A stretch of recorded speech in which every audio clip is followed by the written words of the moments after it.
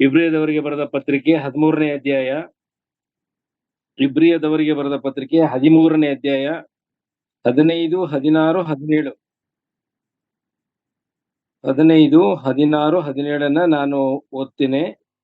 ಆತನ ಮೂಲಕವಾಗಿಯೇ ದೇವರಿಗೆ ಸ್ತೋತ್ರಯಜ್ಞವನ್ನು ಎಡೆಬಿಡದೆ ಸಮರ್ಪಿಸೋಣ. ಆತನು ಕರ್ತನೆಂದು ಬಾಯಿಂದ ಪ್ರತಿಜ್ಞೆ ಮಾಡುವುದು ನಾವು ಅರ್ಪಿಸುವ ಯಜ್ಞವಾಗಿದೆ.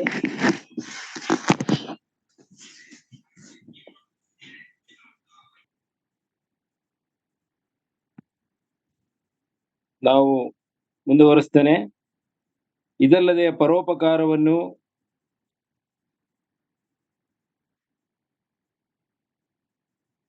ಧರ್ಮ ಮಾಡುವುದನ್ನು ಮರೆಯಬೇಡಿರಿ. ಇವೇ ದೇವರಿಗೆ ಸಮರ್ಪಕವಾದ ಯಜ್ಞಗಳು. ನಿಮ್ಮ ಸಭಾ ನಾಯಕರ ಮಾತನ್ನು ಕೇಳಿರಿ, ಅವರಿಗೆ ಅಧೀನರಾಗಿರ್ರಿ. ಅವರು ಲೆಕ್ಕ ಒಪ್ಪಿಸಬೇಕಾದವರಾಗಿ ನಿಮ್ಮ ಆತ್ಮಗಳನ್ನು ಕಾಯುವವರಾಗಿದ್ದಾರೆ. ಅವರು ವ್ಯಸನ ಪಡದೆ ಸಂತೋಷದಿಂದ ಇದನ್ನು ಮಾಡುವಂತೆ ನೋಡಿರಿ. ಅವರು ವ್ಯಸನದಿಂದಿರುವುದು ನಿಮಗೆ ಪ್ರಯೋಜನಕರವಾದದ್ದಲ್ಲ. ದೇವರು ಈ ವಾಕ್ಯಗಳನ್ನು ಹೆಚ್ಚಾಗಿ ಆಶೀರ್ವಾದಿಸಲಿ. ಈ ವಾಕ್ಯವನ್ನು ನಾವು ಓದುವಾಗ ಒಂದೊಂದು ಲೈನು ಕೂಡ ವಚನ ಅಲ್ಲ, ಒಂದೊಂದು ಲೈನ್ನಲ್ಲೂ ಕೂಡ, ಒಂದೊಂದು ಸಾಲಿನಲ್ಲೂ ಕೂಡ ಆತ್ಮಿಕ ಒಂದು ಸತ್ಯ, ಆತ್ಮಿಕವಾದಂತ ಅರ್ಥ, ಮತ್ತೆ ನಮ್ಮನ್ನು ಎಚ್ಚರಿಸುವ ಮಾತುಗಳು ಕೂಡ, ನಮ್ಮ ನಡತೆಯನ್ನು ಸರಿಪಡಿಸಿಕೊಳ್ಳುವಂತ ಮಾತುಗಳನ್ನ ಕರ್ತನು ಇಬ್ರಿಯದವರಿಗೆ ಬರೆದ ಪತ್ರಿಕೆಯಲ್ಲಿ ನಮಗೆ ಬರೆಸಿಕೊಟ್ಟಿದ್ದಾನೆ. ನಾವು 15ನೇ ವಚನದಲ್ಲಿ ಓದುವಾಗ, ಇಬ್ರಿಯದವರಿಗೆ ಬರೆದ ಪತ್ರಿಕೆ 13ನೇ ಅಧ್ಯಾಯ 15ನೇ ವಚನವನ್ನು ಓದುವಾಗ, ಆತನ ಮೂಲಕವಾಗಿಯೇ ದೇವರಿಗೆ ಸ್ತೋತ್ರ ಯಜ್ಞವನ್ನು ಎಡಬಿಡದೆ ಸಮರ್ಪಿಸೋಣ. ಆತನ ಮೂಲಕವಾಗಿಯೇ ದೇವರಿಗೆ ಸ್ತೋತ್ರ ಯಜ್ಞವನ್ನು ಎಡಬಿಡದೆ ಸಮರ್ಪಿಸೋಣ.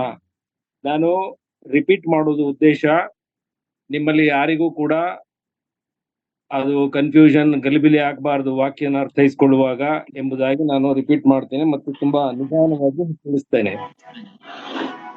ಆತನ ಮೂಲಕವಾಗಿ ಅಂತ ಹೇಳುವಾಗ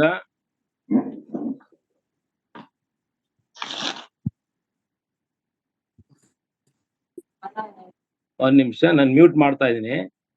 ಆತನ ಮೂಲಕವಾಗಿ ಅಂತ ಹೇಳುವಾಗ, ಆತನು ಅಂತ ಹೇಳುವಾಗ ನಮ್ಮ ಕರ್ತನಾದ ಯೇಸು ಕ್ರಿಸ್ತನೇ. ಅಂದರೆ ನಾವು ಸ್ತುತಿ ಸ್ತೋತ್ರಗಳನ್ನ, ಪ್ರಾರ್ಥನೆ ವಿಜ್ಞಾಪನೆಗಳನ್ನ ನಾವು ಮಾಡುವುದೇ ಆದರೆ ಅದು ನಮ್ಮ ಕರ್ತನಾದ ಯೇಸು ಕ್ರಿಸ್ತನ ಮೂಲಕವೇ ಮಾಡಬೇಕೆಂಬುದಾಗಿ ಈ ವಾಕ್ಯ ನಮಗೆ ತಿಳಿಸ್ತದೆ. ನಾವು ಇದನ್ನ ಎಲ್ಲಿ ಓದ್ತೇವೆ? ನಾವು ಕೊಲೊಸ್ಸೆದವರಿಗೆ ಬರೆದ ಪತ್ರಿಕೆ 17ನೇ ಅಧ್ಯಾಯ. ಸಿಕ್ಕಿದವರು ದಯಮಾಡಿ ಓದಿ ನನಗೆ ಸಹಾಯ ಮಾಡ್ರಿ. ಕೊಲೊಸ್ಸೆದವರಿಗೆ ಬರೆದ ಪತ್ರಿಕೆ 3ನೇ ವಚನ, 3ನೇ ಅಧ್ಯಾಯ 17ನೇ ವಚನ. ನೀವು ನುಡಿಯಿಂದಾಗಲಿ ನಡೆಯಿಂದಾಗಲಿ ಏನು ಮಾಡಿದರೂ ಅದೆಲ್ಲವನ್ನು ಕರ್ತನಾದ ಯೇಸುವಿನ ಹೆಸರಿನಲ್ಲಿಯೇ ಮಾಡಿರಿ. ಆತನ ಮೂಲಕ ತಂದೆಯಾದ ದೇವರಿಗೆ ಕೃತಜ್ಞತಾ ಸ್ತುತಿಯನ್ನು ಸಲ್ಲಿಸಿರಿ. ಥ್ಯಾಂಕ್ ಯು ವೆರಿ ಮಚ್ ರೇಖಾ. ನೀವು ನುಡಿಯಿಂದಾದರೂ ನಡೆಯಿಂದಾದರೂ ನೀವು ಏನೇ ಮಾಡಿದ್ರು ಕೂಡ ಅದನ್ನ ಕರ್ತನಾದ ಯೇಸುವಿನ ಹೆಸರಿನಲ್ಲಿಯೇ ಮಾಡಿರಿ. ನಾವು ಬೇರೆ ಹೆಸರನ್ನ ಉಚ್ಚಾರಣೆ ಮಾಡುವುದಕ್ಕೆ ಸಭಾಕಾಲದ ಕ್ರೈಸ್ತರಾದ ನಮಗೆ ಅವಕಾಶವನ್ನ ಸತ್ಯವೇದದಲ್ಲಿ ಎಲ್ಲೂ ಕಲ್ಪಿಸಿಲ್ಲ.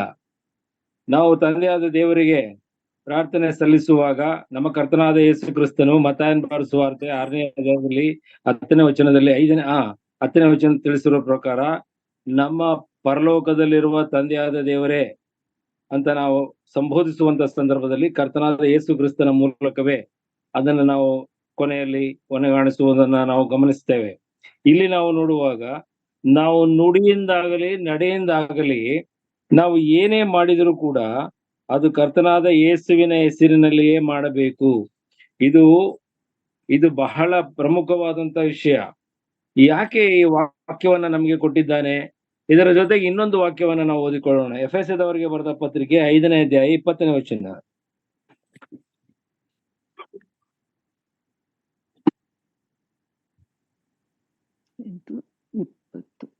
ಯಾವಾಗಲೂ ಕೀರ್ತನೆ ಹಾಡುತ್ತಾ ಯಾವಾಗಲೂ ಎಲ್ಲಾ ಕಾರ್ಯಗಳಿಗೋಸ್ಕರ ನಮ್ಮ ಕರ್ತನಾದ ಯೇಸು ಕ್ರಿಸ್ತನ ಹೆಸರಿನಲ್ಲಿ ತಂದೆಯಾದ ದೇವರಿಗೆ ಸ್ತೋತ್ರ ಮಾಡುತ್ತಾ ಕ್ರಿಸ್ತನಿಗೆ ಭಯ ಪಡುವವರಾಗಿದ್ದು ಒಬ್ಬರಿಗೊಬ್ಬರು ವಿನಯವುಳ್ಳವರಾಗಿ ನಡೆದುಕೊಳ್ಳಿರಿ.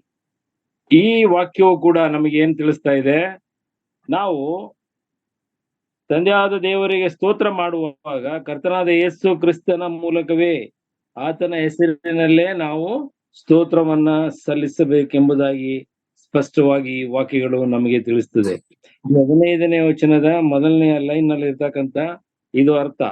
ನಾವು ಅಂದರೆ ಮತ್ತೊಂದು ಅರ್ಥವನ್ನ ನಾವು ನೋಡುವಾಗ, ನಮ್ಮ ಜೀವನದಲ್ಲಿ ಈ ಕ್ರೈಸ್ತೀಯ ಜೀವವನ್ನ ನಾವು ನಡೆಸುವಂತ ಸಂದರ್ಭದಲ್ಲಿ ನನಗೆ ನನ್ನ ಯಜಮಾನನು, ನನ್ನ ಕರ್ತನು ಬೇರೆ ಯಾರು ಅಲ್ಲ, ನಮ್ಮ ಕರ್ತನಾದ ಯೇಸು ಕ್ರಿಸ್ತನೇ ಎಂಬುದನ್ನ ನಾವು ಮೊದಲು ಅರಿತುಕೊಂಡು ಆತನಿಗೆ ಸ್ಥಾನಮಾನಗಳನ್ನ ನಾವು ಕೊಡಬೇಕು.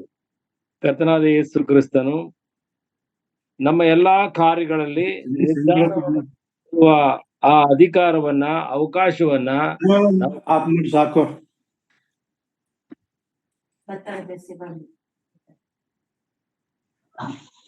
ವರದರಾಜಣ್ಣ ಮ್ಯೂಟ್ ಮಾಡಿ. ಆ ಎಲ್ಲಾ ಅಧಿಕಾರವನ್ನ ನಾವು ಕರ್ತನಿಗೆ ಕೊಡಬೇಕೆಂಬುದನ್ನ ಈ ವಾಕ್ಯವು ನಮಗೆ ತಿಳಿಸ್ತದೆ. ನಾವು ಮುಂದಿನ ಲೈನ್ ಅನ್ನ ನಾವು ನೋಡುವಾಗ, ಸ್ತೋತ್ರ ಯಜ್ಞವನ್ನು ಎಡಬಿಡದೆ ಸಮರ್ಪಿಸೋಣ.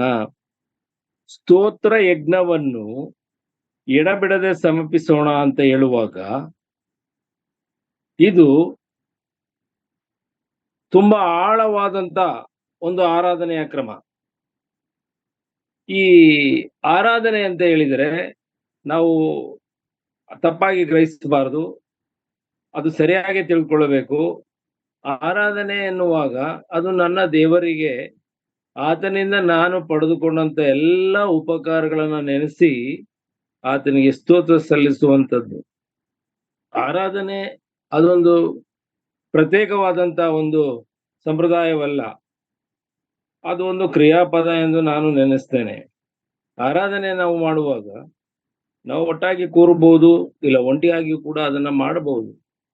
ನಾವು ಆರಾಧಿಸುವುದು ಅಂತ ಹೇಳುವಾಗ, ನನ್ನ ತಂದೆಯಾದ ದೇವರು ನನ್ನನ್ನು ಎಷ್ಟು ಪ್ರೀತಿಸಿದನು, ತನ್ನ ಮಗನಾದ ಯೇಸು ಕ್ರಿಸ್ತನನ್ನ ಇಲ್ಲಿ ಕಳಿಸಿಕೊಟ್ಟನು. ಆತನನ್ನ ಬಲಿ ಕೊಡುವುದರ ಮೂಲಕ, ಆತನ ಮೃತ್ಯುಗೆ ಒಪ್ಪಿಸುವುದರ ಮೂಲಕ, ಮತ್ತೆ ಮೃತ್ಯುವಿನ ಜಯಶೀಲನಾಗಿ ಎಬ್ಬಿಸುವುದರ ಮೂಲಕ ನನಗೆ ನಿತ್ಯ ಜೀವವನ್ನು ಕೊಟ್ಟನು. ನನ್ನ ಪಾಪಗಳ ಪರಿಹಾರವಾಯಿತು, ಪಾಪದಿಂದ ಶಿಕ್ಷೆಯ ಬಿಡುಗಡೆ ಆಯಿತು, ಧರ್ಮಶಾಸ್ತ್ರದ ಆಳ್ವಿಕೆಯಿಂದ ನಾನು ಬಿಡುಗಡೆ ಹೊಂದಿದ್ದೇನೆ, ನಾನು ಸ್ವತಂತ್ರನಾಗಿದ್ದೇನೆ, ಈಗ ಸಂತೋಷವುಳ್ಳವನಾಗಿದ್ದೇನೆ, ನಾನು ಪರಲೋಕ ಸಂಸ್ಥಾನದವನಾಗಿದ್ದೇನೆ. ಈ ಎಲ್ಲಾ ವಿಷಯಗಳನ್ನ ನಾವು ಆತನು ಅದನ್ನ ಕೊಟ್ಟಿದ್ದು ಪುಕ್ಕಟೆಯಾಗಿ ಕೊಟ್ಟನು, ನಮಗೆ ಫ್ರೀ ಆಫ್ ಕಾಸ್ಟ್ ಅಲ್ಲಿ ನಮಗೆ ಕೊಟ್ಟಿದ್ದಾನೆ. ನಮ್ಮಿಂದ ಏನು ಬಯಸಲಿಲ್ಲ ಕರ್ತನು. ನಾವು ಬಯಸಿದ್ದು ಒಂದೇ, ಕರ್ತನಾದ ಯೇಸು ಕ್ರಿಸ್ತನನ್ನು ನೀನು ನಂಬಬೇಕು ಮತ್ತು ನಿನ್ನ ಎಲ್ಲಾ ನಡವಳಿಕೆಗಳಲ್ಲಿ, ನಿನ್ನ ಎಲ್ಲಾ ಕಾರ್ಯಗಳಲ್ಲಿ, ನಿನ್ನ ಸ್ತುತಿ ಸ್ತೋತ್ರಗಳನ್ನು ಸಲ್ಲಿಸುವಾಗ ಇರಬಹುದು, ಬೇರೆ ಎಲ್ಲಾ ಕಾರ್ಯಗಳನ್ನು ನಡೆಸುವಾಗ ಅದು ಕರ್ತನಾದ ಯೇಸು ಕ್ರಿಸ್ತನ ಮೂಲಕವೇ ನಡೆಸಬೇಕೆಂಬುದಾಗಿ ನಮಗೆ ಅಂದ್ರೆ ನಮ್ಮ ಜೀವನದ ನಾಯಕನು ಬೇರೆ ಯಾರೂ ಅಲ್ಲ, ನಮ್ಮ ಕರ್ತನಾದ ಯೇಸು ಕ್ರಿಸ್ತನೇ ಎಂಬುದನ್ನ ಈ ವಾಕ್ಯಗಳು ನಮಗೆ ತಿಳಿಸ್ತದೆ. ಇಲ್ಲಿ ಸ್ತೋತ್ರ ಯಜ್ಞವನ್ನು ಎಡಬಿಡದೆ ಸಲ್ಲಿಸಿರಿ ಅಂತ ಹೇಳಿದ್ರೆ, ನಾವು ರೋಮಾಪುರದವರಿಗೆ ಬರೆದ ಪತ್ರಿಕೆ 12ನೇ ಅಧ್ಯಾಯ 1ನೇ ವಚನವನ್ನ ದಯಮಾಡಿ ಓದಿಕೊಳ್ಳೋಣ. 12ನೇ ಅಧ್ಯಾಯ ಇಲ್ಲ ರೋಮಾಪುರದವರ ಪತ್ರಿಕೆ, ಎಸ್. ಆದುದರಿಂದ ಸಹೋದರರೇ, ದೇವರ ಕನಿಕರವನ್ನು ನಿಮ್ಮ ನೆನಪಿಗೆ ತಂದು ನಿಮ್ಮನ್ನು ಬೇಡಿಕೊಳ್ಳುವುದೇನೆಂದರೆ, ನೀವು ನಿಮ್ಮ ದೇಹಗಳನ್ನು ದೇವರಿಗೆ ಮೀಸಲಾಗಿಯೂ ಮೆಚ್ಚುಗೆಯಾಗಿಯೂ ಇರುವ ಸಜೀವ ಯಜ್ಞವಾಗಿ ಅರ್ಪಿಸಿರಿ, ಇದೇ ನಿಮ್ಮ ವಿವೇಕಪೂರ್ವಕವಾದ ಆರಾಧನೆಯು.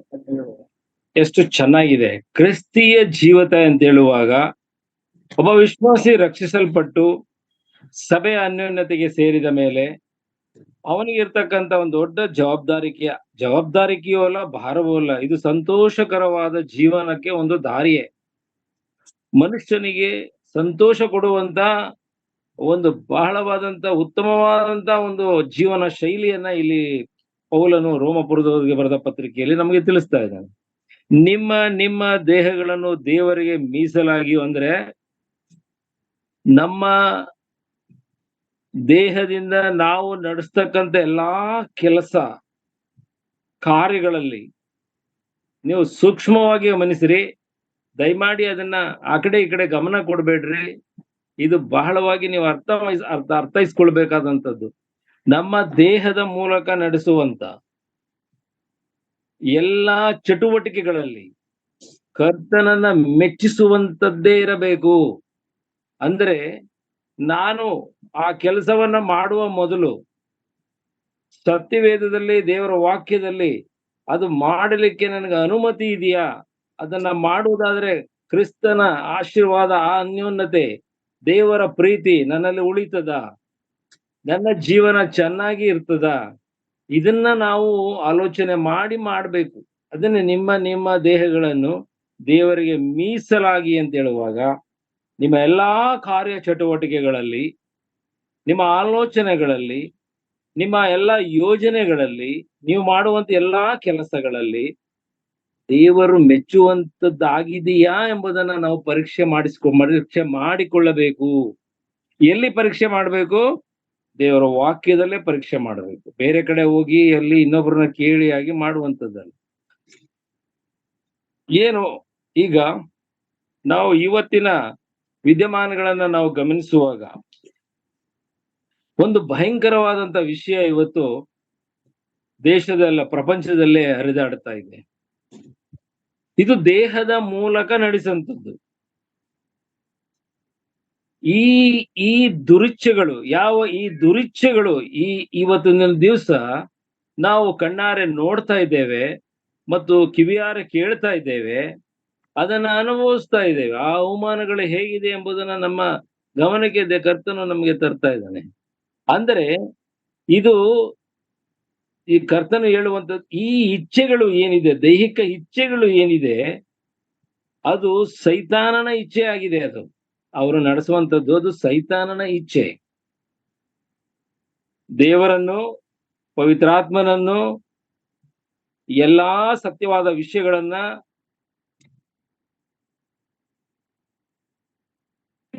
ವಿಶ್ವಾಸಿ ಶೋಧನೆಯ ಕಾರ್ಯಗಳು ನಡೆಸಲ್ಪಡುತ್ತೆ. ವಿಶ್ವಾಸಿಗಳು ಹೊರತಾಗಿದ್ದಾರೆ ಅಂತ ನಾವು ಹೇಳಲಿಕ್ಕೆ ಆಗುವುದಿಲ್ಲ.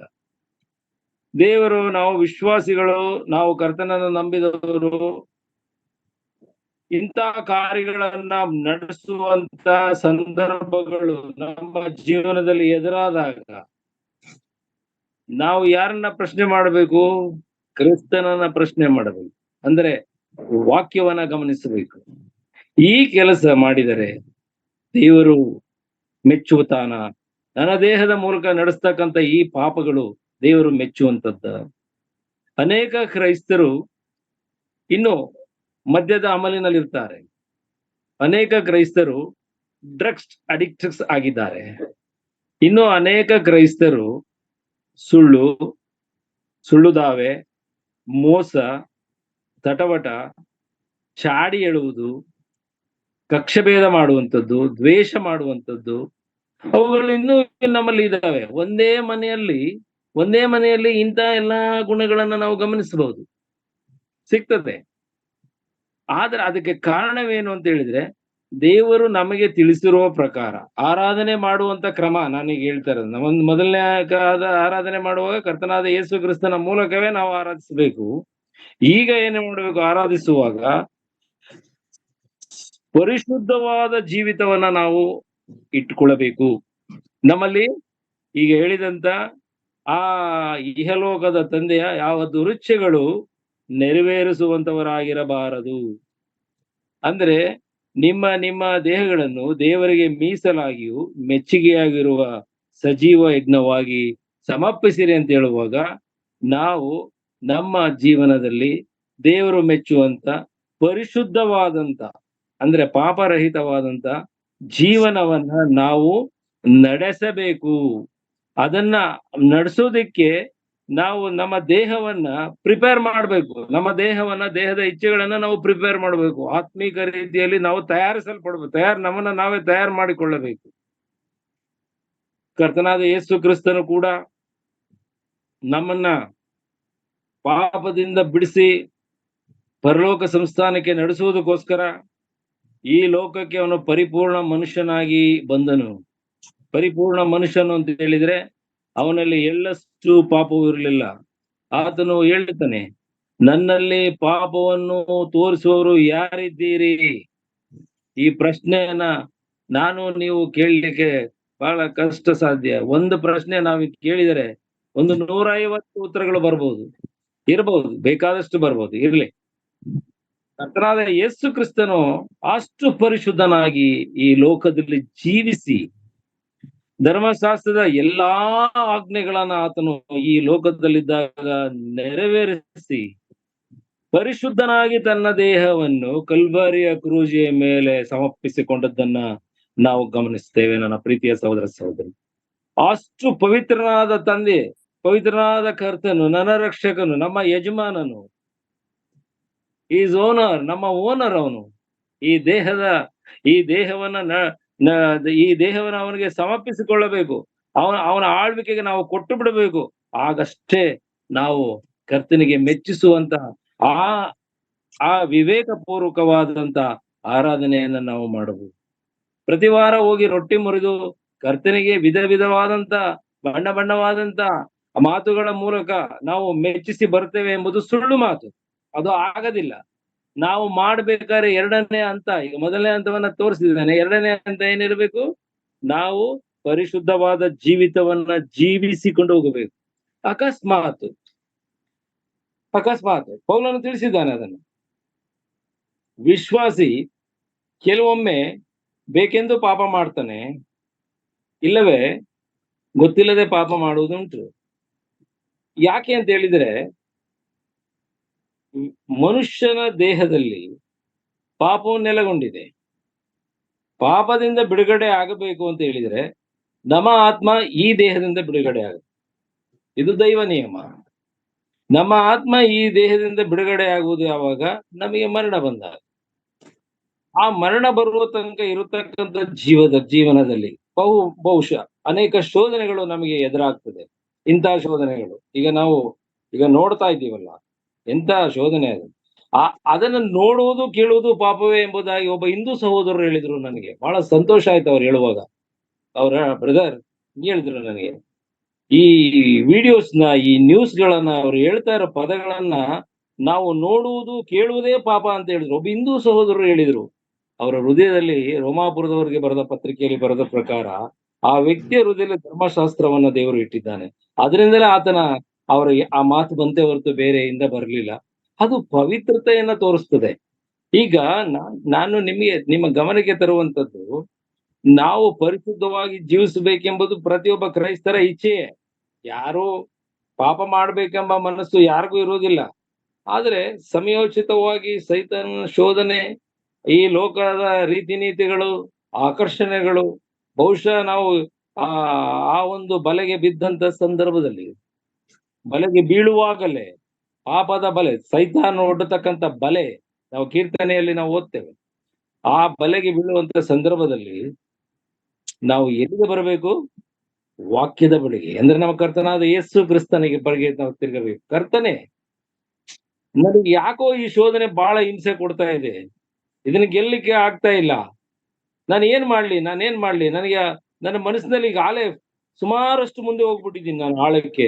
ದಯಮಾಡಿ ನನ್ನನ್ನ ಕೈ ಮೇ ಎತ್ತು, ನಾನು ಈ ರೀತಿ ಆಗದಂತೆ ನನ್ನನ್ನ ನೀನು ಕಾಪಾಡು, ನನ್ನ ಪಾಪಕ್ಕೆ ಕ್ಷಮೆ ಕೊಡು ಅಂತ ಹೇಳಿ ನಾವು ಕೇಳಿಕೊಳ್ಳುವುದೇ ಆದ್ರೆ, ಕೇಳಿಕೊಂಡು ಅದನ್ನ ಬಿಟ್ಟು ಬಿಡುವುದೇ ಆದರೆ, ನಿಜವಾಗಲೂ ದೇವರು ಪುನಃ ಆ ಪಾಪಗಳನ್ನ ವಿಶ್ವಾಸಿಯ ಪಾಲಿಗೆ ಮನ್ನಿಸಿ ಅವನನ್ನ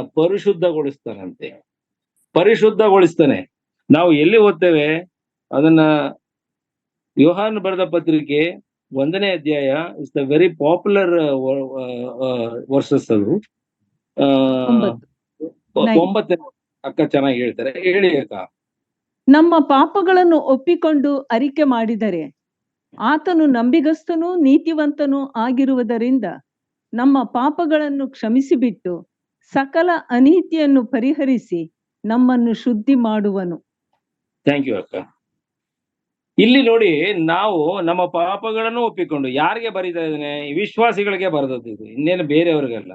ನಮ್ಮ ಪಾಪಗಳನ್ನು ಒಪ್ಪಿಕೊಂಡು ಅರಿಕೆ ಮಾಡಿದರೆ ಆತ ನಂಬಿಗಸ್ತನೂ ನೀತಿವಂತನೂ ಆಗಿರುವುದರಿಂದ, ಅಂದ್ರೆ ನಿನ್ನನ್ನು ನಾನು ಎಂದಿಗೂ ಕೈ ಬಿಡುವುದಿಲ್ಲ ಎಂಬುದಾಗಿ ನಮ್ಮ ಕೈ ಹಿಡಿದಿರುವುದರಿಂದ ಅಂತ ಅದರ ಅರ್ಥ. ನೀತಿವಂತನಾಗಿ ನಮ್ಮ ಪಾಪಗಳನ್ನು ಕ್ಷಮಿಸಿ ಬಿಟ್ಟು ಸಕಲ ಅನೀತಿಯನ್ನು ಪರಿಹರಿಸಿ ನಮ್ಮನ್ನು ಶುದ್ಧಿ ಮಾಡುವನು. ಅಂದ್ರೆ ಶುದ್ಧಿ ಮಾಡುವನು ಅಂದ್ರೆ ಯಾಕೆ ಬರೆದನು ಅದ್ರಲ್ಲಿ?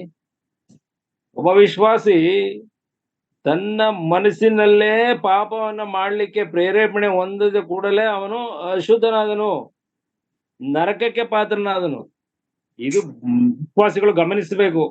ಹೇಳ್ತಾರೆ, ಕೆಲವರೆಲ್ಲ ಬಹಳ ಹೇಳ್ತಾರೆ, ಇದು ಏನು ಮಾಡಕ್ಕಾಗಲ್ಲಪ್ಪ, ಮುಳ್ಳಿಂದ ತೆಗಿಬೇಕು ಅಂತ ಹೇಳಿ ಅವರು ಕೂಡ ಕದನಕ್ಕೆ ನಿಂತ್ಕೊಳ್ತಾರ, ಅಥವಾ ಇನ್ನೊಂದು ಮತ್ತೊಂದು ಮಾಡಿ ತಮಗೆ ಅವರು ತೊಂದರೆಯನ್ನು ಉಂಟು ಮಾಡ್ಕೊಳ್ತಾರೆ ಕ್ರೈಸ್ತರು. ಇನ್ನು ಕೆಲವರು ಹೇಳ್ತಾರೆ, ಕುಡಿಲಿಕ್ಕೆ ಬಿಡಲಿಕ್ಕೆ ಆಗುದಿಲ್ಲ ಅವ್ರಿಗೆ, ಕುಡಿದು ಮದ್ಯಪಾನ ನಾವೇನ್ ಮಾಡುದು, ಅದು ಕುಡಿದ್ರೇನೆ ನಮ್ಗೆ ಕೈ ಕಾಲೆಲ್ಲ ಗಟ್ಟಿಗಿರ್ತದೆ, ಮತ್ತೆ ನಾವು ಅಡಿಕ್ಟ್ ಆಗ್ಬಿಟ್ಟಿದೀವಿ, ನಾವು ಸಾಯಗಂಟ್ಲು ಕುಡಿತೀವಿ, ದೇವ್ರು ನಮ್ಮ ಆತ್ಮನ ಕೈ ಬಿಟ್ಬಿಡ್ತಾನ ಅಂತ ಹೇಳಿ ಕೇಳುವವರು ಇದ್ದಾರೆ ಇವತ್ತು. ಇನ್ನು ಕೆಲವರು ಕಳ್ತನ ಮಾಡದೆ ನಂಗೆ ಬೇರೆ ದಾರಿನೇ ಇಲ್ಲಪ್ಪ, ಇವತ್ತು ಕಳ್ತನ ಮಾಡಿನೇ ತಿನ್ಬೇಕು ನಾನು, ನೀನ್ ಬೇರೆ ಏನಿಂದ ಇದ್ರೆ ನೀನ್ ಆಸ್ತಿ ಬರ್ಕೊಡು, ಅದ್ರಲ್ಲಿ ಬದುಕ್ತೀನಿ ಅಂತ ಹೇಳ್ತಾರೆ. ಇದೆಲ್ಲ ಹೊರಟು ಆನ್ಸರ್ಗಳಿದೆ.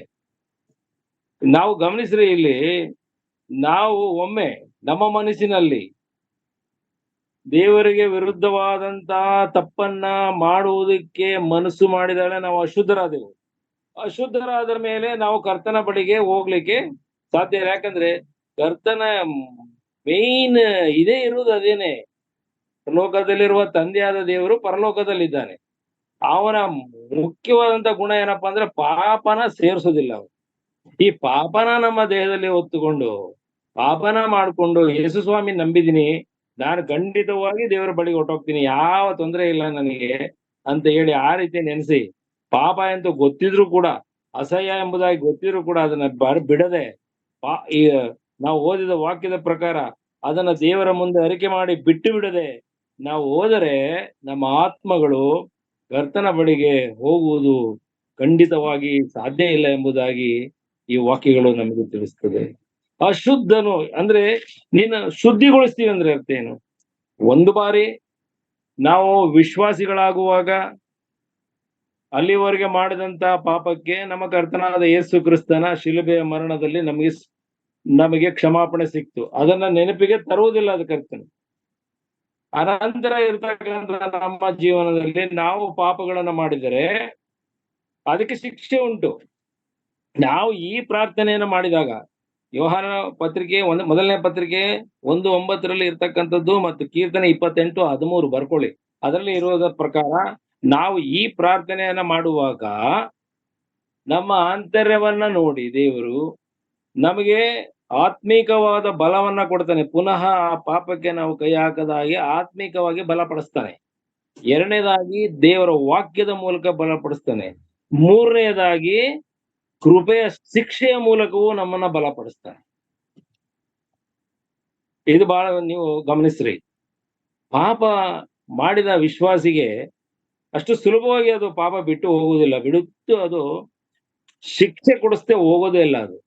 ಹಾಗಾಗಿ ದೇವರ ನಿರ್ಣಯ ಇಲ್ಲಿ ಈ ವಾಕ್ಯವನ್ನ ನಾವು ಓದುವಾಗ, ಆತನು ನಮ್ಮ ಪಾಪಗಳನ್ನು ಕ್ಷಮಿಸಿ ಬಿಟ್ಟು ಸಕಲ ಅನೀತಿಯನ್ನು ಪರಿಹರಿಸಿ ನಮ್ಮನ್ನು ಶುದ್ಧಿ ಮಾಡುವನು ಅಂತಂದ್ರೆ, ನಾವು ವಿಶ್ವಾಸಿಗಳಾಗಿದ್ದರು, ರಕ್ಷಣೆ ಹೊಂದಿದ್ದರು, ಈ ಪಾಪದ ಆಲೋಚನೆ ನಮ್ಮ ಮೈಂಡಿಗೆ ಬರುವಾಗ್ಲೇನೆ, ನಮ್ಮ ಮನಸ್ಸಿಗೆ ಬರುವಾಗ್ಲೇ ನಾವು ಅಶುದ್ಧರಾಗ್ತೇವೆ, ಪಾಪಿಗಳಾಗ್ತೇವೆ, ದೇವರ ಒಂದು ಆ ರಕ್ಷಣೆಯಿಂದ ತಪ್ಪಿ ಹೋಗ್ತೇವೆ, ಶಿಕ್ಷೆ ನಮಗೆ ಡಿಕ್ಲೇರ್ ಆಗ್ತದೆ. ಆದರೆ ಇಲ್ಲಿ ಏನ್ ಮಾಡ್ತಾ ಇದ್ದಾನೆ ಕರ್ತನು? ಶುದ್ಧಿ ಮಾಡುವನು. ಶುದ್ಧಿ ಮಾಡ್ಬೇಕಾದ್ರೆ ಒಂದು ಕಾರ್ಯ ಇದೆ ಅದರಲ್ಲಿ. ಸುಮ್ಮನೆ ಶುದ್ಧಿ ಮಾಡಿದ್ರೆ ಆಗುದಿಲ್ಲ. ಈಗ ಚಿನ್ನನ ಶುದ್ಧಿ ಮಾಡ್ಬೇಕಾದ್ರೆ ಯಾವ ರೀತಿ ಶುದ್ಧಿ ಮಾಡ್ಬೇಕು? ಚಿನ್ನ, ಗೋಲ್ಡ್.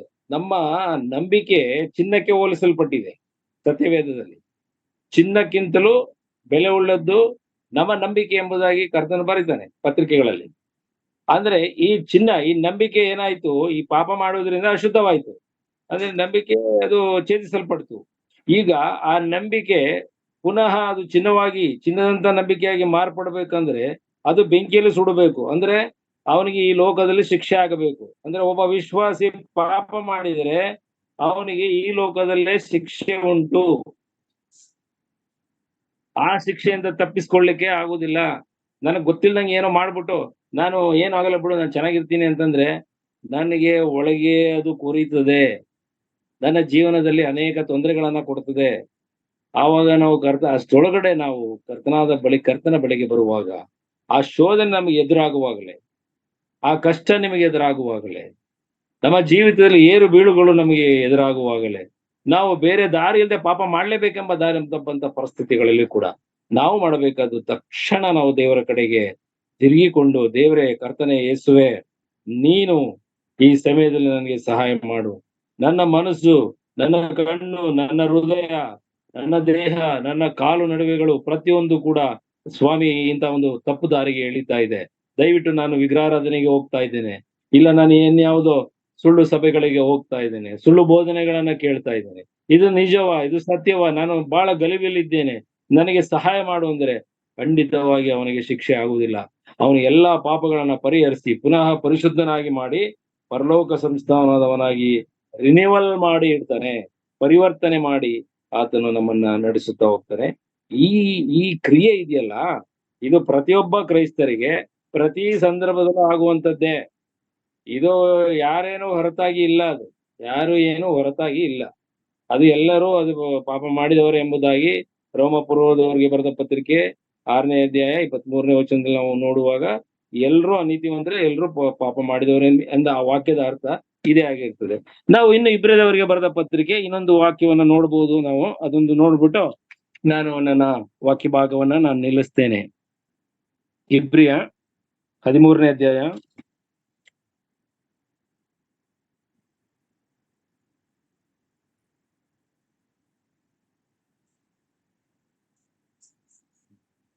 'ಇದಲ್ಲದೆ ಪರೋಪಕಾರವನ್ನು ಧರ್ಮ ಮಾಡುವುದನ್ನು ಮರೆಯಬೇಡಿರಿ, ಇವೇ ದೇವರಿಗೆ ಸಮರ್ಪಕವಾದ ಯಜ್ಞಗಳು.' ಇದಲ್ಲದೆ ಪರೋಪಕಾರವನ್ನು ಅಂತ ಹೇಳುವಾಗ ಮೊದಲನೇ ಹಂತ ನನ್ನಂತೆ ಇತರರು. ಇಲ್ಲಿ ಪರೋಪಕಾರ ಅಂತ ಹೇಳುವಾಗ ನನ್ನಂತೆ ಇತರರು ಅಂತ ನಾವು ಹೇಳುವಾಗ ಅದು ನನ್ನ ಜೊತೆಯ ವಿಶ್ವಾಸಿಗಳು, ನಮ್ಮ ಸಭೆಯವರು ಅಥವಾ ನಮ್ಮ ಒಂದು ಡೆನಾಮಿನೇಷನ್ ಅವರು ಅಲ್ಲ, ಆಗೋದಿಲ್ಲ. ಅದು ಸಕಲ ಜನ ಕುಲ ಭಾಷೆಯವರೆಲ್ಲರಿಗೂ ನಾವು ಪರೋಪಕಾರ ಮಾಡುವವರೇ ಆಗಿದ್ದೇವೆ. ಈ ಕಾರಣದಿಂದಲೇ ಕ್ರೈಸ್ತ ಮಿಷನರಿಗಳು, ಕ್ರೈಸ್ತರು, ಯೇಸು ಸ್ವಾಮಿ ನಂಬಿದವರು ಈ ಲೋಕಕ್ಕೆ ಏನಾದ್ರೂ ನಾವು ಕೊಡುಗೆ ಕೊಡಬೇಕು, ಈ ಲೋಕಕ್ಕೆ ನಾವು ಏನಾದ್ರೂ ಒಂದು ಒಳ್ಳೇದು ಮಾಡಬೇಕು ಅಂತ ಹೇಳಿ ಅನೇಕ ಒಳ್ಳೆಯ ಕಾರ್ಯಗಳನ್ನ ಅವರು ಮಾಡಿದ್ರು. ಎಜುಕೇಶನ್ ಸೆಕ್ಟರ್ ಇರ್ಬೋದು, ಸೈನ್ಸ್ ಸೆಕ್ಟರ್ ಇರ್ಬೋದು, ಮೆಡಿಕಲ್ ಸೆಕ್ಟರ್ ಇರ್ಬೋದು, ಅಥವಾ ಇಂಜಿನಿಯರಿಂಗ್ ಸೆಕ್ಟರ್ ಇರ್ಬೋದು, ಎವ್ರಿ ಸೆಕ್ಟರ್ಸ್, ಎಲ್ಲಾ ಘಟಕಗಳಲ್ಲಿ ಆ ಒಂದು ಅವರು ಕ್ರೈಸ್ತರು ಅವರದೇ ಆದಂತ ಒಂದು ಕೊಡುಗೆಗಳನ್ನ ಕೊಡ್ತಾರೆ. ಅವರು ಒಳ್ಳೆ ಕೆಲಸವನ್ನು ಮಾಡುವುದರಲ್ಲಿ ಉತ್ಸಾಹಕರಾಗಿದ್ದಾರೆ. ಈ ವಾಕ್ಯದ ಆಧಾರವೇ ಅಂದ್ರೆ ಪರೋಪಕಾರ ಅಂತ ಹೇಳುವಾಗ ನೀವು ಅವ್ರು ಯಾವ್ದೋ ತೊಂದರೆಲಿದ್ದಾಗ ಒಂದಷ್ಟು ಹಣ ಸಹಾಯ ಮಾಡಿದ್ರೆ ಅದಷ್ಟೇ ಪರೋಪಕಾರ ಅಲ್ಲ. ಅವರ ಜೀವನ, ಅವರಿಗೆ ಪಕ್ಕದ ಮನೆ ಇರಬಹುದು, ಅವ್ರಿಗೆ ಅನ್ಯರೇ ಇರಬಹುದು, ನಮ್ಮಿಂದ ಅವರಿಗೆ ಮಾನಸಿಕವಾಗಿ, ದೈಹಿಕವಾಗಿ ಹಿಂಸೆ ಆಗಬಾರ್ದು, ಮತ್ತೆ ನಮ್ಮಿಂದ ಅವರಿಗೆ ಒಳ್ಳೆಯದಾಗಬೇಕು. ಅವರು ನಮ್ಮನ್ನ ಎಕ್ಸ್ಪೆಕ್ಟ್ ಮಾಡ್ಬೇಕು. ಅವರ ಕಷ್ಟ ಕಾಲದಲ್ಲಿ ಪಕ್ಕದ ಮನೆಯವರಾದ ನಮ್ಮನ್ನ ಅವರು ಅವರು ಅಣ್ಣ ಅವ್ರಿಗೆ ಹೇಳಿದ್ರೆ, ಅಕ್ಕ ಅವ್ರಿಗೆ ಹೇಳಿದ್ರೆ ಒಳ್ಳೇದೇನೋ ಹೇಳ್ಬೇಕಾಗಿತ್ತಲ್ಲ ನಾವು, ಆ ರೀತಿ ಅವರು ಬರ್ಬೇಕು ನಮ್ಮ ಹತ್ರಕ್ಕೆ. ಅನ್ಯರು ಕೂಡ ಬರಬೇಕು, ನಮ್ಮ ಸಹೋದರ ಸಹೋದರಿಯರು ಕೂಡ ಬರಬೇಕು. ಆ ನಡತೆಯನ್ನೇ ಪರೋಪಕಾರ ಎಂಬುದಾಗಿ ನಾನು ಅದಕ್ಕೆ ಅರ್ಥೈಸ್ತೇನೆ ದೇವರ ವಾಕ್ಯದ ಆಧಾರದ ಮೇಲೆ. ಧರ್ಮ ಮಾಡುವುದನ್ನು ಮರೆಯಬೇಡ್ರಿ. ಧರ್ಮ ಅಂದ್ರೆ ಏನು? ನೀವು ಏನು ಕೊಟ್ಟರು ಅದು ಪ್ರತಿಫಲವನ್ನ ನೀವು ಅಪೇಕ್ಷಿಸಬಾರ್ದು, ಅದೇ ಧರ್ಮ. ಇದು ಒಂದು ಕಡೆ ದೇವರ ವಾಕ್ಯದಲ್ಲಿ ಎಡಗೈಯಲ್ಲಿ ಕೊಟ್ಟಿದ್ದು ಬಲಗೈಗೆ, ಬಲಗೈ ಕೊಟ್ಟಿದ್ದು ಎಡಗೈಗೆ ತಿಳಿದೇ ಇರಲಿ ಅಂತ ಹೇಳಿದ. ಅದು ಧರ್ಮದ ಲಕ್ಷಣ. ಅಂದ್ರೆ ನೀವು ಒಬ್ಬರಿಗೆ ದಾನವಾಗಿ, ಧರ್ಮವಾಗಿ ಏನಾದ್ರೂ ಕೊಟ್ಟಿದ್ರೆ ಅದು ದೇವರಿಗೂ ನಿಮಗೆ ಮಾತ್ರ ಗೊತ್ತಿರಬೇಕು. ಅದನ್ನ ನಾವು ಎಲ್ಲರಿಗೆ ಅದನ್ನ ಹೇಳಿ ಕೊಡುವಂತದ್ದಲ್ಲ. ಇವತ್ತಿನ ಕ್ರೈಸ್ತದಲ್ಲಿ ಏನ್ ಮಾಡ್ತೀವಿ ನಾವು, ಕಾಣಿಕೆಯನ್ನೇ ನಮ್ಮ ಹೆಸರುಗಳನ್ನೆಲ್ಲ ಅನೌನ್ಸ್ ಮಾಡಿ ಕೊಡ್ತೇವೆ, ಕವರ್ಗಳೆಲ್ಲ ಹಾಕಿ ಇಷ್ಟೇ ದುಡ್ಡು ಕೊಟ್ರು. ಆಮೇಲೆ ಚರ್ಚ್ಗಳು ಕಟ್ಟಿದಾಗ ಎಂತ ಅಸಹ್ಯವಾದಂತ ಬೋರ್ಡ್ ಇರುತ್ತೆ ನೋಡ್ಬೇಕು. ಅದ್ರಲ್ಲಿ ಯಾರ್ಯಾರು ಎಷ್ಟೆಷ್ಟು ಅಮೌಂಟ್ ಕಾಂಟ್ರಿಬ್ಯೂಟ್ ಮಾಡಿದ್ದಾರೆ ಅವ್ರದೆಲ್ಲ ದೊಡ್ಡದು ಒಂದು ಶಿಲೆಯಲ್ಲಿ ಕೆತ್ತಿಸಿ ಹಾಕಿರ್ತಾರೆ. ಯಾಕೆಂದ್ರೆ ಅದು ದೇವ್ರು ಯೇಸುಸ್ವಾಮಿ ಬರೋ ತನಕನೂ ಅದು ಶಾಶ್ವತವಾಗಿರ್ಬೇಕು ಅಂತೇಳಿ. ಅದೆಲ್ಲ ಧರ್ಮದ ಲಕ್ಷಣಗಳಿಗೆ ಬರುವುದಿಲ್ಲ. ದೇವರ ವಾಕ್ಯದ ಪ್ರಕಾರ ನಾವು ಧರ್ಮ ಮಾಡುವುದು ಬೇರೆಯವರಿಗೆ ಗೊತ್ತಾಗಬಾರದು. ಅದೇ ಎಡಗೈ ಮಾಡಿದ್ದು ಬಲಗೈ ಗೊತ್ತಾಗಬಾರದು, ಬಲಗೈಯಲ್ಲಿ ಮಾಡಿದ್ದು ಎಡಗೈ ಗೊತ್ತಾಗಬಾರದು ಎಂಬುದಾಗಿ ದೇವರು ನಮಗೆ ಆ ರೀತಿಯಲ್ಲಿ ತಿಳಿಸ್ತಾನೆ. ನಾವು ಧರ್ಮ ಮಾಡುವುದರಲ್ಲಿ ನಾವು ಉತ್ಸಾಹಕರಾಗಿರಬೇಕು. ಅನೇಕ ವೇಳೆ ನಮ್ಮ ಮುಂದೆ ಹಸಿವೆಯಿಂದ ಬರ್ತಕ್ಕಂಥ ಭಿಕ್ಷುಕರಿಗೂ ಕೂಡ ನಾವು ದುಡ್ಡು ಹಾಕುವುದಿಲ್ಲ. ಆಮೇಲೆ ಪಶ್ಚಾತ್ತಾಪ ಪಡ್ತೀವಿ, ಅಯ್ಯೋ ಒಂದ್ ₹5 ಏನೋ ಹಾಕ್ಬಿಡ್ಬೇಕಾಗಿತ್ತಲ್ಲ ನಾವು ಆ ತರ ಅನ್ಸುತ್ತೆ. ನೀವು ದಯಮಾಡಿ ಇವತ್ತಿಂದ ಯಾರಾದ್ರೂ ನಿಮಗೆ ಅವ್ರು ಯಾರೇ ಆಗಿರ್ಲಿ ಅವರಿಗೆ ನೀವು ಕೊಡುವುದರ ಮನಸ್ಸು ಯಾವಾಗ್ಲೂ ನಿಮ್ಮಲ್ಲಿ ಇರಲಿ. ಕೊಡ್ಬೇಕು. ನಿಮ್ ಪರ್ಸ್ ತೆಗೆದು ತಕ್ಷಣ ಒಂದ್ ಒಳ್ಳೆ ನೋಟೆ ತೆಗೆದು ಕೊಡ್ರಿ ಅವ್ರಿಗೆ. ಮತ್ತೆ ಯಾರ ಬಟ್ಟೆ ಒಂದೇ ತರ ಅವ್ರು ಕರೀರಿ, ನಿಮ್ ಮನೇಲಿ ಯಾವ್ದಾದ್ರು ಬಟ್ಟೆನ ಗುಪ್ತವಾಗಿ ಕೊಡ್ರಿ. ಆ ಬಟ್ಟೆ ಹಾಕೊಳಪ್ಪ ನೀನು, ಇಲ್ಲಾಂದ್ರೆ ಒಂದು ಹೊಸ ಬಟ್ಟೆನೆ ಕೊಡಿಸಿ. ಇದು ಯಾಕೆ ಬರೀತಾನೆ ದೇವರು ಅಂತ ಹೇಳಿದ್ರೆ, ಅನ್ಯರು ನಮ್ಮ ಜೊತೆಯಲ್ಲಿ ಸೇರ್ಕೊಳ್ಳಿ, ನಮ್ಮನ್ನ ಬಹಳ ಇಷ್ಟಪಟ್ಟು ನಮ್ಮಲ್ಲಿ ಇವ್ರಲ್ಲಿ ಏನೋ ವಿಶೇಷ ಇದೆ ಅಂತ ಬಂದಾಗ ನಾವು ಅವ್ರಿಗೆ ಸುವಾರ್ತೆ ಹೇಳಲಿ ಅಂತ. ಸುವಾರ್ತೆ ಹೇಳುವಂತ ಒಂದು ಮಾರ್ಗವೇ ಇದು.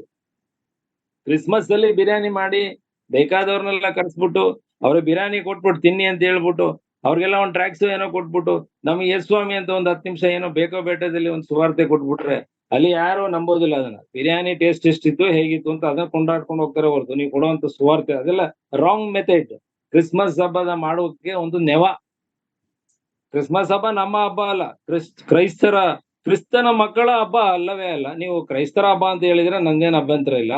ಬಟ್ ಕ್ರಿಸ್ತನ ಮಕ್ಕಳು ಈ ಆರಾಧನೆ ಮಾಡ್ತಾ ಇದೀವಲ್ಲ ಈಗ ನಾವು ಈ 3 ವಚನಗಳಲ್ಲಿ, ಅವರ ಹಬ್ಬವೂ ಅಲ್ಲ, ಅವರ ಆಚರಣೆಯೂ ಅಲ್ಲ. ಅದಕ್ಕೂ ಆ ಕ್ರಿಸ್ಮಸ್ಗೂ ನಮಗೂ ಯಾವ ಸಂಬಂಧವೂ ಇಲ್ಲ. ಯಾರೋ ಮಾಡಿದ್ರು ಅಪ್ಪ ಹಾಕಿದ ಆಲ್ದ ಮರ ಅಂತ ಹೇಳಿ ಪ್ರತಿ ವರ್ಷ 25ನೇ ತಾರೀಕು ನಾವು ನಮ್ಮ ಯವನಸ್ಥ ಮಕ್ಕಳು ನಮ್ಮ ಮನೆಯವರು ಎಲ್ಲರೂ ನೇಣ ಹಾಕೊಳ್ತಾ ಇದೀವಿ. ಇದು ಕ್ರಿಸ್ಮಸ್ ಹಬ್ಬ. ಈ ಕ್ರಿಸ್ಮಸ್ ಹಬ್ಬ ನೇಣ ಹಾಕಿಕೊಳ್ಳುವ ಹಬ್ಬ. ಅದರಲ್ಲಿ ಸ್ವಾರ್ಥ ಸಾರ್ತೀವಿ. ಅದಕ್ಕೊಂದು ನೆವ ಹೇಳ್ತೀವಿ ನಾವು. ಬ್ರದರ್ನ್ ಅಸೆಂಬ್ಲಿಯವರು ಎಂತ ನೆವ ಹೇಳ್ತೀವಿ ಅಂದ್ರೆ, ಅಯ್ಯೋ ಆ ದಿನ ನಾವು ಬಹಳ ಸುವಾರ್ತೆನ ಕೊಡಬಹುದು, ಬಹಳ ಫ್ರೀ ಆಗಿರ್ತದೆ, ಮತ್ತೆ ಊಟ ಗೀಟ ಕೊಟ್ಟವ್ರು ಒಂದು ಸುವಾರ್ತೆ ಕೊಟ್ಟು. ನಿಜವಾಗಿ ನಾನು ಪ್ರಶ್ನೆನ ಕೇಳ್ತೀನಿ ಬ್ರದರ್ನ್ ಅಸೆಂಬ್ಲಿ ಅವರಿಗೆ, ಎಷ್ಟು ಜನ ನಾವು ಕ್ರಿಸ್ಮಸ್ ಹಬ್ಬದಲ್ಲಿ ಊಟ ಮಾಡಿದವರು ಕ್ರೈಸ್ತರಾಗಿ ಬಂದಿದ್ದಾರೆ, ಒಬ್ಬರ ಹೆಸರನ್ನ ನಮ್ಗೆ ಕೊಟ್ಟು ಅವರಿಂದ ಅವ್ರ ಸಾಕ್ಷಿ ಹೇಳಿಸಿ ಅಂತ ನಾನು ಕೇಳ್ಕೊಳ್ತೀನಿ ಇವತ್ತು. ಹೇಗಾರ ಇದ್ರೆ ದಯಮಾಡಿ ನನಗೆ ಪರಿಚಯ ಮಾಡ್ರಿ, ನಾನು ಒಪ್ಕೊಳ್ತೀನಿ. ಬಟ್ ಅದು ರಾಂಗ್ ಮೆಥಡ್. ಅದು ಕ್ರಿಸ್ಮಸ್ ಹಬ್ಬ ನಮಗೆ ಅಲ್ಲ, ಆದ್ರೂ ನಾವು ವಿಶ್ ಮಾಡ್ತೀವಿ, ಎಲ್ಲ ಮಾಡ್ತೀವಿ. Even new year day also is not our festival.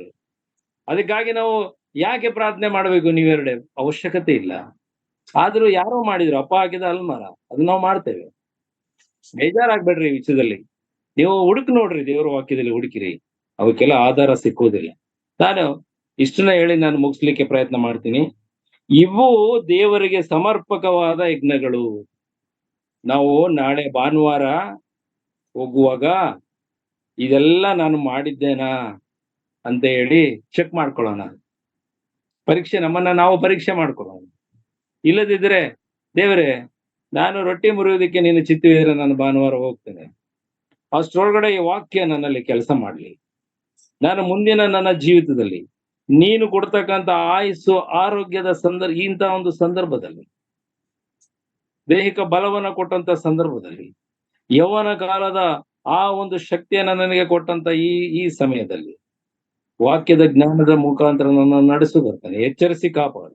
ನಾನು ಈ ತರನಾದಂತ ನಡೆದು ನಾನು ಈ ದಿವಸ ನಿನ್ನನ್ನು ಮೆಚ್ಚಿಸುವಂತ ಆ ಒಂದು ಆರಾಧನೆಯ ಕ್ರಮಕ್ಕೆ ನಾನು ಹೋಗಿ ಸೇರ್ತೇನೆ ದೇವ ಮಕ್ಕಳ ಜೊತೆಯಲ್ಲಿ ಅಂತ ಹೇಳಿ ನೀವು ಈ ದಿನವೇ ಒಂದು ಮನಸ್ಸನ್ನ ಮಾಡೋಣ.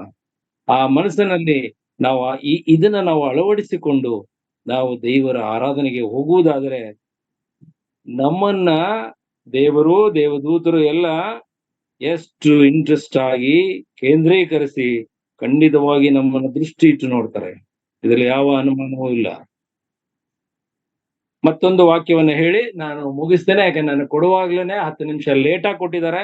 ಅದು ಈ ಆಡಳಿತ ವರ್ಗದವರ ತಪ್ಪು. ಅವರು 8:45ಕ್ಕೆ ಹ್ಯಾಂಡ್ ಓವರ್ ಮಾಡ್ಬೇಕು. 3 ಜನ ಇದ್ರು ಚಿಂತೆ ಇಲ್ಲ, ಲೆಟ್ ದೆಮ್ ಕಮ್. ಅವ್ರ ಇಷ್ಟ ಬಂದಾಗ ಬರೋರು. ನೀವು ವಾಕ್ಯವನ್ನ ಕೊಡುವವರಿಗೆ 8:45ಗೆ ದಯಮಾಡಿ, ಮೈ ಪರ್ಸನಲ್ ರಿಕ್ವೆಸ್ಟ್, 45ನೇ ನಿಮಿಷಕ್ಕೆ ನೀವು ಹ್ಯಾಂಡ್ ಓವರ್ ಮಾಡಿ. ಒಂದಿನ 50, ಒಂದಿನ 55, ಒಂದಿನ 9 ಗಂಟೆಗೆ ಕೊಡುವುದು ದೇವರ ಮುಂದೆ ಅದು ನಿಯಮ ಅಲ್ಲ, ದೇವರು ಮೆಚ್ಚುವುದಿಲ್ಲ. ಟೈಮ್ ಬಹಳ, ಸಮಯಕ್ಕೆ ಬಹಳ ಗೌರವ ಉಂಟು, ಬಹಳ ಬೆಲೆ ಉಂಟು ನಮಗೆ. ಈಗ ಮುಂದಿನ ಒಂದು ವಾಕ್ಯ, 17ನೇ ವಾಕ್ಯ, ನಿಮ್ಮ ಸಭಾ ನಾಯಕನ ಮಾತನ್ನು ಕೇಳಿರಿ, ಅವರಿಗೆ ಅಧೀನರಾಗಿರಿ, ಅವರ ಲೆಕ್ಕ ಒಪ್ಪಿಸಬೇಕಾದವರಾಗಿ ನಿಮ್ಮ ಆತ್ಮಗಳನ್ನು ಕಾಯುವವರಾಗಿದ್ದಾರೆ. ಅವರು ವ್ಯಸನ ಪಡದೆ ಸಂತೋಷದಿಂದ ಇದನ್ನು ಮಾಡುವಂತೆ ನೋಡ್ರಿ. ಅವರು ವ್ಯಸನದಿಂದಿರುವುದು ನಿಮಗೆ ಪ್ರಯೋಜನವಿಲ್ಲ, ಅಂದ್ರೆ ಕಷ್ಟ ಆಗ್ತದೆ ಅಂತ. ಪ್ರಯೋಜನವಿಲ್ಲ ಅಂದ್ರೆ ನಮ್ಮ ಈ ಸಭೆಯನ್ನ ನಡೆಸಲಿಕ್ಕೆ ನೇಮಿಸಲ್ಪಟ್ಟಂತ ಸಭಾ ಹಿರಿಯರ ಮಾತನ್ನ ನಾವು ಕೇಳಬೇಕು. ಅವರು ಏನು ಹೇಳ್ತಾರೆ, ಅವರು ಸಭೆಗೆ, ಅದು ಕೆಲವೊಮ್ಮೆ ನಮಗೆ ವಾಕ್ಯಕ್ಕೆ ವಿರುದ್ಧವಾಗಿ ಕಾಣಬಹುದು, ಇಲ್ಲ ನಮ್ಮ ಕ್ರಿಸ್ತೀಯ ಜೀವಿತಕ್ಕೆ ಏನೋ ಒಂದು ವಿರುದ್ಧವಾಗಿ ಕಾಣಬಹುದು. ಆದ್ರೆ ಸಭೆಯ ಒಂದು ಒಳಿತಿಗಾಗಿ ಅವರು ಏನೋ ಒಂದು ನಿಯಮವನ್ನ ನಮಗೆ ಕೊಡ್ತಾರೆ, ಏನೋ ಒಂದು ಆ ಕೆಲಸಕ್ಕೆ ನಾವು ಹಿಂಗ್ ಮಾಡೋಣ ಅಂತ ಹೇಳ್ತಾರೆ. ಆ ಸಮಯದಲ್ಲಿ ನಾವು ಏನು ಮಾಡ್ಬೇಕು, ಅವರ ಮಾತನ್ನ ನಾವು ಕೇಳಬೇಕು. ಅವರ ಮಾತನ್ನ ನಾವು ಕೇಳಬೇಕು. ಯಾಕಂತ ಹೇಳಿದ್ರೆ ಲೆಕ್ಕ ಒಪ್ಪಿಸಬೇಕಾದಂತ ಜವಾಬ್ದಾರಿ ಅವರಿಗೆ ದೇವರು ಕೊಟ್ಟಿರೋದ್ರಿಂದ ಅವರಿಗೆ ಸಂಪೂರ್ಣ ಜವಾಬ್ದಾರಿ. ಇದನ್ನು ಸಹ ಈ ವಿವೇಕಪೂರ್ವಕವಾದ ಆರಾಧನೆಯ ಜೊತೆಯಲ್ಲಿ ಅದು ಕೂಡ ಇರೋದ್ರಿಂದ ನಾವು ನಮ್ಮನ್ನ ಆ ವಿಚಾರದಲ್ಲೂ ಕೂಡ ತಯಾರು ಮಾಡಿಕೊಳ್ಳೋಣ. ಇಷ್ಟು ವಾಕ್ಯವನ್ನ ನಿಮಗೆ ತಿಳಿಸ್ಲಿಕ್ಕೆ ನನಗೆ ಅವಕಾಶ ಕೊಟ್ಟಂತ CW